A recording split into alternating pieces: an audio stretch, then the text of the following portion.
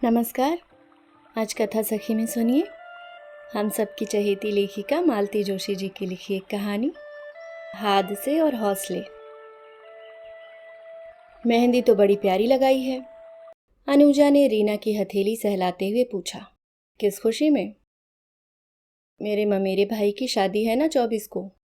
कल उसका लेडीज संगीत था और आजकल तो लेडीज संगीत में मेहंदी इज अ मस्ट। कोई 7-8 लड़कियां बुलवाई थी मामी ने। धत तेरी की, मैं तो सोच रही थी तुम कोई खुशखबरी सुना रही हो। वो पिछले हफ्ते जबलपुर से लोग बाग आए थे, उसका क्या हुआ?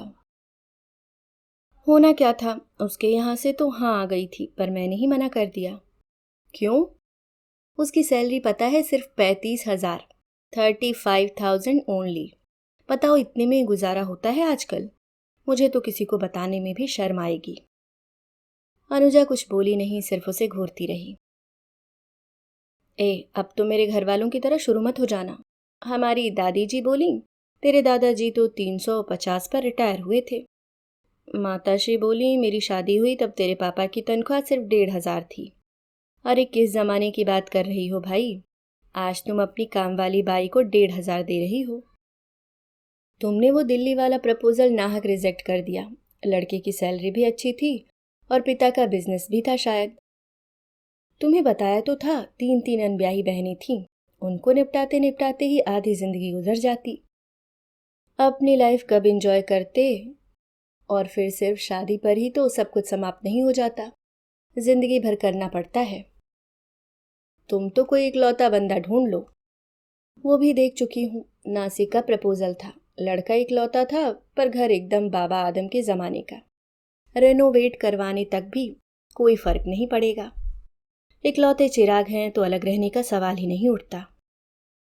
रीना, आजकल तुम्हारी बड़ी फिक्र होने लगी है। क्यों? यह जबलपुर वाले कितने नंबर का था? 16वां। क्या? मुझे डर लग रहा है, हालत कहीं कविता मैडम जैसी ना हो जाए। कुर्सी सरकाते हुए जैसे ही उसने इधर उधर नजर दौड़ाई, उसे जैसे लकवा मार गया। कविता मैडम ठीक बगल वाली मेज पर बैठी थी। वे कब आई उन्हें पता ही नहीं चला। दोनों ने उन्हें साथ ही देखा और उनके पसीने छूट गए। हेलो, कविता मैडम ने अपने हमेशा वाले अंदाज में विश किया। बाहर की राह ली। कैंटीन का कांच वाला दरवाज़ा ठेलकर वे बाहर आईं और कुछ क्षण खड़े रहकर खुलकर सांस ली। दिल दोनों के बुरी तरह धड़क रहे थे। उन्होंने सुन लिया होगा क्या? कितना सुना होगा? कम से कम बद्दुआ वाली बात तो ज़रूर ही सुनी होगी। तुम्हें उनका नाम लेने की क्या ज़रूरत थी? मैंने तो सिर्फ तुम्हें वार्न करना चाहा था, इसलिए उनका उदाहरण दे डाला। अनुजा ने रुआसे स्वर में कहा। ठीक है, अब आगे से ध्यान रखना, no personal talk in canteen. Reena दिन भर परेशान रही।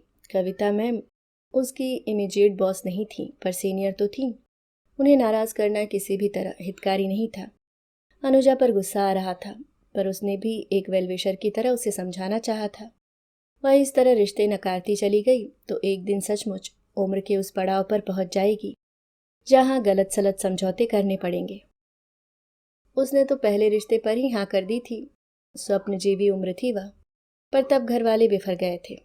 अपनी सुंदर गुणी कमाऊ कन्या के लिए वे अच्छा वर चाहते थे। वह रिश्ता रीना की मौसी लाई थी। यहाँ से इनकार आने पर उनका मुंह सूज गया था।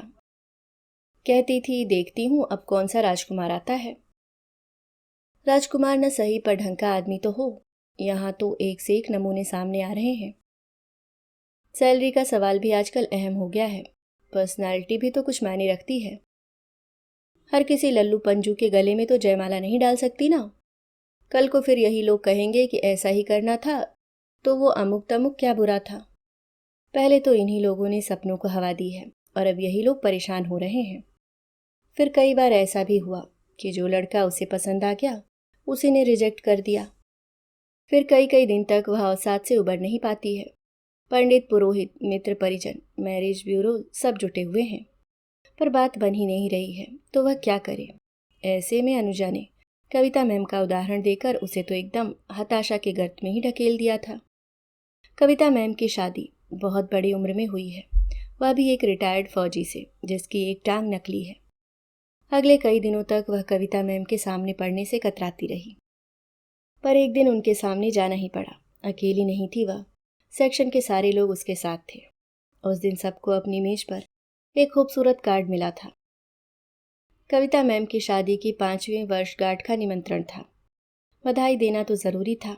सब लोग दल बांधकर उनके कैबिन में पहुंचे थे।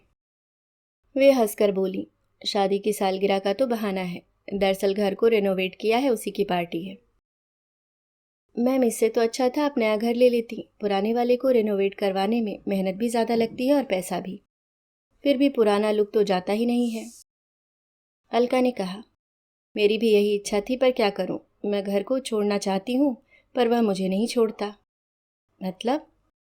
वे हंस दी, अपनी स्वच्छ निर्मल हंसी। बोली, शादी के बाद मैं अपने फ्लैट में रहने चली गई थी। मुश्किल से 2 साल रह पाई थी कि माँ गुजर गईं। पापा के लिए घर लौटना ही पड़ा। फिर पापा चले गए। अमेरिकावासी दोनों भाई उस मौके पर आए थे। बोले, हमें तो अब वापस लौटना नहीं है, यह घर आज से तुम्हारा हुआ, चाहे बेचो चाहे रख लो, तुम्हारी मर्जी। तो इसे माँ पापा का आशीर्वाद समझकर मैंने रख लिया। मैम, कुछ मदद करवानी हो तो कहिएगा, हम लोग जल्दी पहुंच जाएंगे। यूं तो हर चीज का कॉन्टेक्स्ट दिया जा चुका है, पर आओगी तो अच्छा लगेगा। बाद में सबने अलका को खूब आड़े हाथों लिया।